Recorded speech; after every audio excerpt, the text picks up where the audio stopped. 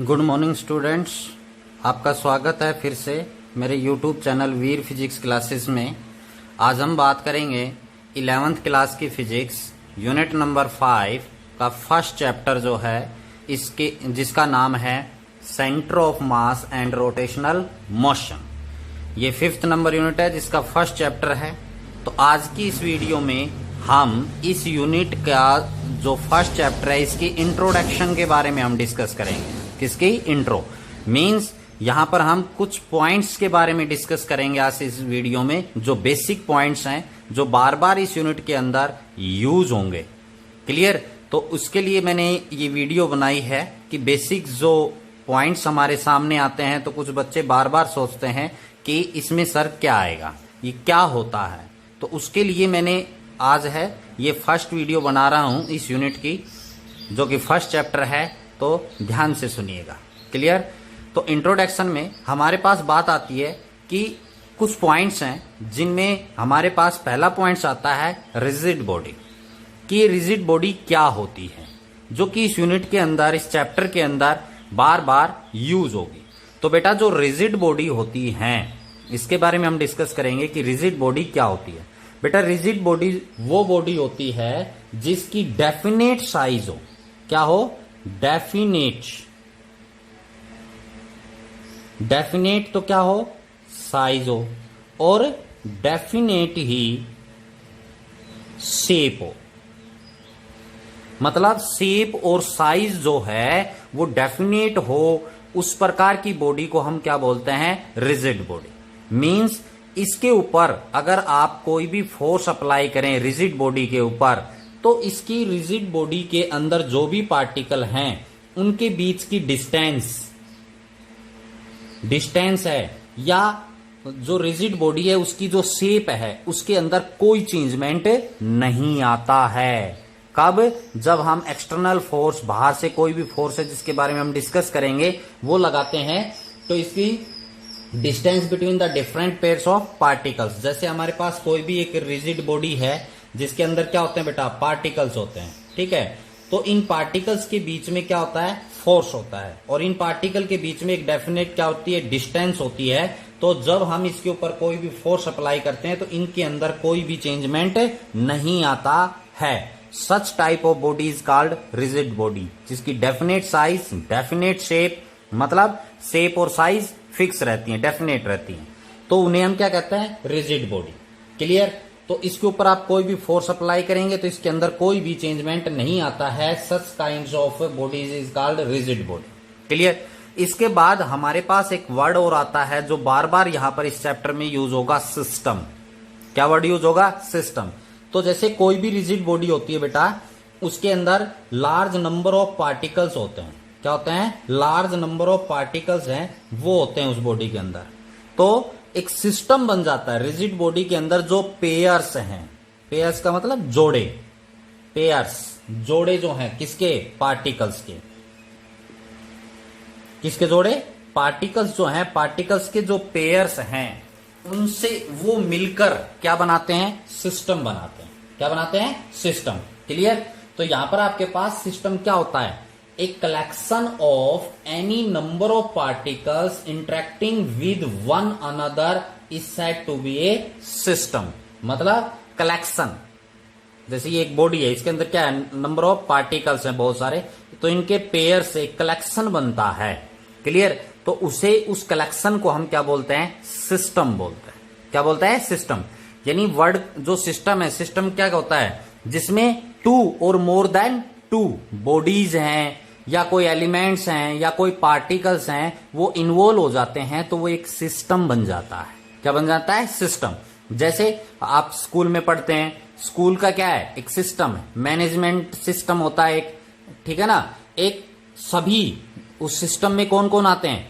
बच्चे भी आते हैं, टीचर भी आते हैं, प्रिंसिपल भी आता है, पियोन भी आते हैं। तो वो क्या है? एक सिस्टम बन गया जिसमें 2 और मोर देन 2 बॉडीज इन्वॉल्व हो, या कोई पार्टिकल्स इन्वॉल्व हो, कोई एलिमेंट्स इन्वॉल्व हो, तो वो एक क्या कहलाता है? हम उसे एक सिस्टम कहते हैं। क्लियर? तो यहां पर आपके पास ये बॉडी है, रिजिड बॉडी, जिसकी डेफिनेट साइज, डेफिनेट शेप होती है, तो उसके अंदर पेयर्स, जो पार्टिकल्स के पेयर्स हैं वो एक क्या बनाते हैं, सिस्टम बनाते हैं। उनके पेयर्स का जो कलेक्शन है उसे हम क्या कहते हैं, सिस्टम कहते हैं। क्लियर।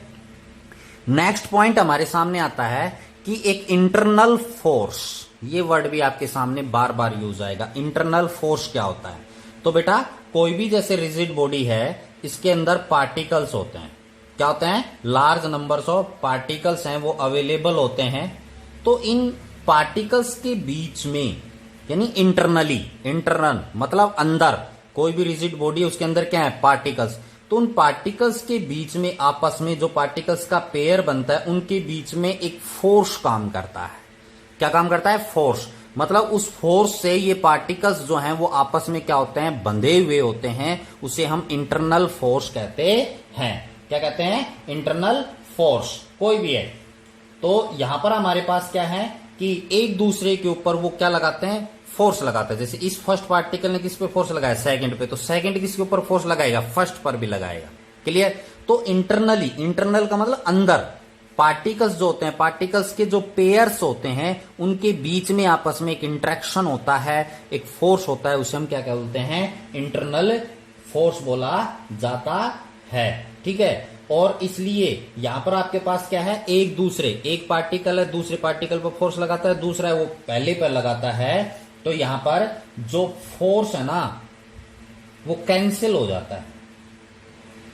क्या हो जाता है? Cancel out. जो पेयर्स हैं, पेयर्स के अंदर force cancel out in pairs. क्यों? क्योंकि एक पार्टिकल, एक पेयर है वो किसके ऊपर लगाएगा, दूसरे पे, दूसरा किस पे लगाएगा, पहले पे। तो इसलिए यहां पर जो नेट फोर्स है वो क्या हो जाता है, जीरो हो जाता है। क्लियर। तो यहां पर फोर्स है वो एक दूसरे को क्या कर देते हैं, कैंसिल आउट। तो इसलिए यहां पर इंटरनल फोर्स का अंदर फोर्स होता है वो एक पार्टिकल से दूसरे पार्टिकल के बीच में। क्लियर। उसके बाद एक बात आती है एक्सटर्नल फोर्स। नेक्स्ट पॉइंट है एक्सटर्नल फोर्स। तो एक्सटर्नल का मतलब होता है बाहर से फोर्स लगाया जाए। जैसे ये एक रिजिड बॉडी है, इसके ऊपर बाहर से जो फोर्स लगाया जाता है उसे हम एक्सटर्नल फोर्स बोलते हैं। क्या बोलते हैं? External force. कोई भी अप्लाइड फोर्स आउटसाइड, मतलब बाहर से, आउटसाइड से जो भी फोर्स लगता है उसे हम एक्सटर्नल फोर्स बोलते हैं।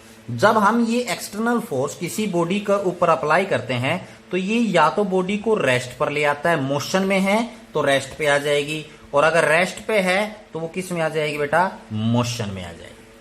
कि रेस्ट पे गाड़ी चल रही है, जैसे कार चल रही है, उसके ऊपर हम ब्रेक अप्लाई करते हैं। ब्रेक क्या है, एक प्रकार से एक्सटर्नल फोर्स अप्लाई किया है, तो उसकी वजह से वो बॉडी है वो किस पर आ जाती है, कार है वो किस पे आ जाएगी, रेस्ट पे आ जाएगी। हम एक्सीलरेट देते हैं, इंजन है वो बाहर से फोर्स लगाता है, तो वो क्या होता है, यहां पर गाड़ी है वो किस में आ जाएगी, मोशन में आ जाएगी। तो कोई भी बॉडी है उसको रेस्ट पे रखना है, रेस्ट पे है या मोशन में है, तो उसके लिए रिस्पॉन्सिबल कौन होता है, एक्सटर्नल जो फोर्स होता है वो रिस्पॉन्सिबल होता है। क्लियर। तो उसी की वजह से जो है बॉडी की पोजीशन है उसके अंदर चेंज आता है। और अगर कोई भी बॉडी है वो रिजिड बॉडी नहीं है, जैसे प्लास्टिक की बॉल है, उसके ऊपर आप एक्सटर्नल मतलब बाहर से आप फोर्स लगाएंगे तो उसकी शेप भी चेंज हो जाएगी। जैसे यहां पर रिजिड बॉडी में डेफिनेट शेप और साइज है वो क्या होती है, चेंज नहीं होती है। पार्टिकल्स का जो पेयर है इनके बीच में डिस्टेंस है वो चेंज नहीं होती है। लेकिन जो अदर बॉडी है, रबड़ की बॉल है या और है, तो उनके ऊपर हम जब एक्सटर्नल फोर्स अप्लाई करते हैं तो उनकी शेप वगैरह है वो क्या हो जाती है, चेंज हो जाती है। क्लियर। तो वो कौन रिस्पॉन्सिबल होता है उसके लिए, एक्सटर्नल फोर्स मतलब आउटसाइड का जो फोर्स होता है। इंटरनल मतलब जो बॉडी के अंदर जो पार्टिकल्स हैं उनके पेयर्स के बीच में आपस में फोर्स होता है। पहला दूसरे के ऊपर फोर्स लगाएगा, दूसरा पहले पे लगाएगा, तो वो क्या होता है, इंटरनल। और इंटरनल फोर्स है वो कैंसिल आउट हो जाता है, क्योंकि एक पेयर है वो दूसरे पे लगाता है, दूसरा है वो पहले पे फोर्स लगाता है, इसलिए ये फोर्स है कैंसिल आउट हो जाता है। क्लियर। तो ये कुछ पॉइंट्स थे जो इस यूनिट के अंदर बार बार सामने आएंगे। रिजिड बॉडी मींस जिसकी डेफिनेट शेप और डेफिनेट साइज होती है, जिसके ऊपर हम फोर्स अप्लाई करते हैं तो उसकी डिस्टेंस वगैरह के अंदर कोई चेंजमेंट नहीं आता है। दूसरा पॉइंट मैंने बताया सिस्टम, सिस्टम ऑफ पार्टिकल्स। तो जिसमें दो या दो से अधिक कोई भी पार्टिकल्स इन्वॉल्व होते हैं वो एक सिस्टम बन जाता है। क्लियर। तो यहां पर जैसे रिजिड बॉडी है, इसके अंदर लार्ज नंबर ऑफ पार्टिकल्स हैं, उनके पेयर्स हैं, तो उनकी वजह से क्या बनेगा, उनको हम क्या कहते हैं, सिस्टम कहलाएंगे। वो एक सिस्टम बन जाता है जब दो या दो से अधिक इन्वॉल्व हो जाते हैं। इंटरनल फोर्स अभी आपको पता है अंदर जो फोर्स के पेज के बीच में फोर्स लगता है उसे हम इंटरनल कहते हैं। एक्सटर्नल फोर्स मतलब आउटसाइड, बाहर से, जो बॉडी को या तो रेस्ट में लाएगा या मोशन में अंदर लेके आएगा अगर आप उस फोर्स को, एक्सटर्नल फोर्स को अप्लाई करते हैं तो। आइए बच्चों, अब हम बात करते हैं कि जो रिजिड बॉडी है उसका मोशन है वो कितने टाइप्स का होता है। उसका मोशन है, मोशन के प्रकार क्या होते हैं, रिजिड बॉडी है वो किस प्रकार से, कौन कौन से ऐसे मोशन है जिनमें वो क्या करती है, मूव करती है। तो सबसे पहले बात आती है कि प्योर ट्रांसलेशनल मोशन है।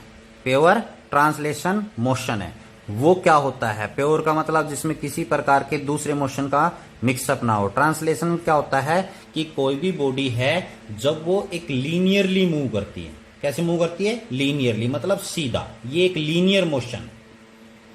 कैसा मोशन है, लीनियर मोशन है। कोई भी बॉडी जब वो लीनियरली मूव करती है तो उस दौरान उसका जो मोशन होता है वो ट्रांसलेशनल मोशन होता है। जैसे एग्जाम्पल में आपको बता देता हूं कि जैसे ये आपके पास सरफेस है, क्लियर, इसके ऊपर कोई भी एक बॉक्स है रखा हुआ है, तो इसके ऊपर जब हम फोर्स अप्लाई करते हैं तो ये कैसे जाता है, इस डायरेक्शन में। तो ये कैसा है, सरफेस के साथ टच होता हुआ जाएगा। तो ये कैसा मोशन है, ट्रांसलेशन मोशन है। कैसा मोशन है, ट्रांसलेशन।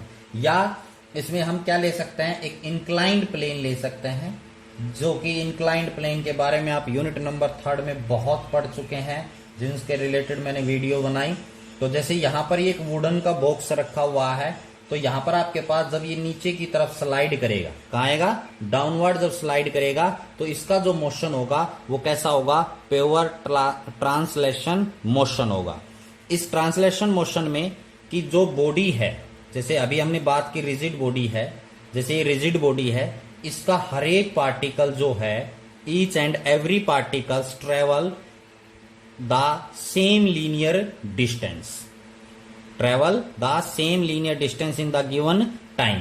जैसे ये पार्टिकल अब ये बॉक्स है, वुडन बॉक्स, से नीचे की तरफ आएगा तो इसके अंदर जो पार्टिकल है वो हर एक पार्टिकल है वो कैसे मूव करेगा, लीनियरली मूव करेगा और सेम डिस्टेंस ट्रेवल करेगा same given interval of a time.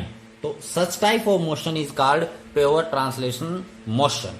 Clear, मतलब लीनियरली जो मोशन होता है पार्टिकल्स का उसे हम ट्रांसलेशन मोशन बोलते हैं, जिसके अंदर हर एक पार्टिकल बॉडी का, जैसे हम रिजिड बॉडी की बात कर रहे हैं यहाँ पर, तो ये रिजिड बॉडी है भाई तभी, तो इसके हर एक पार्टिकल जब वो लीनियरली मूव करेगा, जैसे ये डाउनवर्ड आएगा तो इसका हर एक पार्टिकल है वो लीनियरली मूव करेगा, सेम डिस्टेंस ट्रेवल करेगा, each and every particles, that is called pure translation motion. दूसरी इसकी टाइप आती है प्योर रोटेशनल मोशन, मतलब रोटेट करना। तो रोटेशनल मोशन में क्या होगा, एक एक्सिस होती है, एक फिक्स एक्सिस होती है, ठीक है। जैसे हमारे पास ये कोई भी रिजिड बॉडी है, ये इस एक्सिस के अराउंड में क्या कर रही है, रोटेट कर रही है। इस एक्सिस के अराउंड में क्या कर रही है, रोटेट।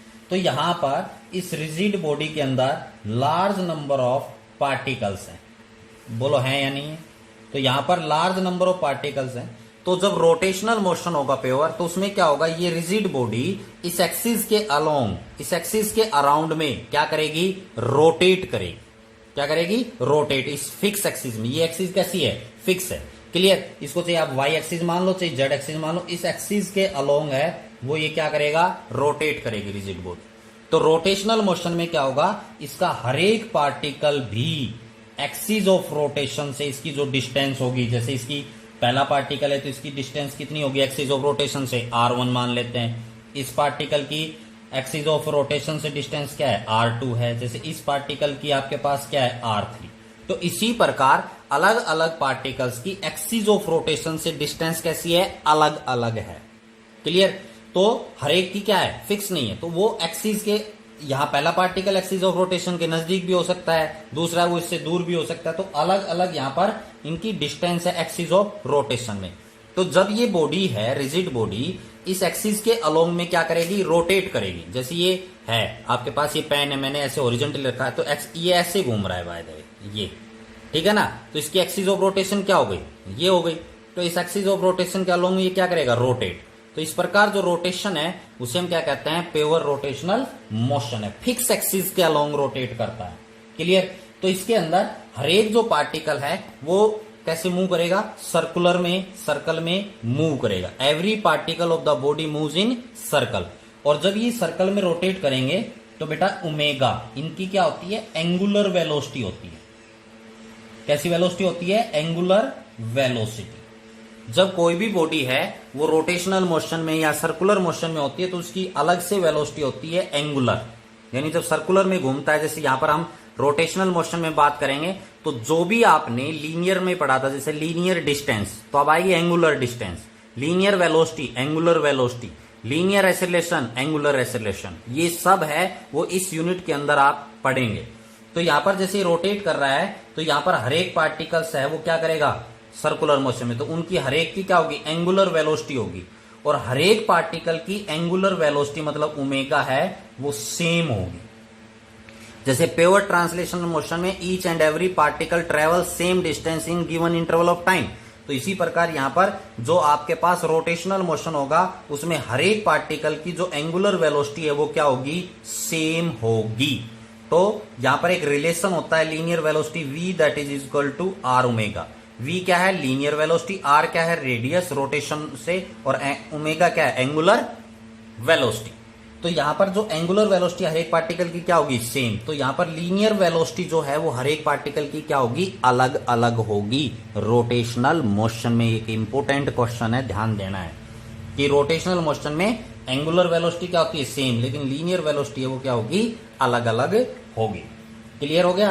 तो यहां पर आपके पास हर एक पार्टिकल है वो एक वेलोसिटी से ट्रेवल करेगा जिसको हम क्या कहते हैं, एंगुलर वेलोसिटी कहा जाता है। तो ये जो रोटेशन है ये कैसा है, ये जो मोशन है वो कैसा है, प्योर रोटेशनल मोशन कहलाता है। क्लियर। इसके बाद जो थर्ड टाइप आती है वो आती है combination of translational and rotational motion. मतलब यहां पर आपके पास जो दोनों मोशन है इनका क्या है, कॉम्बिनेशन, इनका कॉम्बिनेशन है वो कैसे होगा। तो इसके कॉम्बिनेशन के बारे में हम डिस्कस करते हैं कि जिसमें कॉम्बिनेशन का मतलब क्या है, जिसमें रोटेशनल मोशन भी हो और ट्रांसलेशनल भी मोशन हो, तो ऐसा क्या है।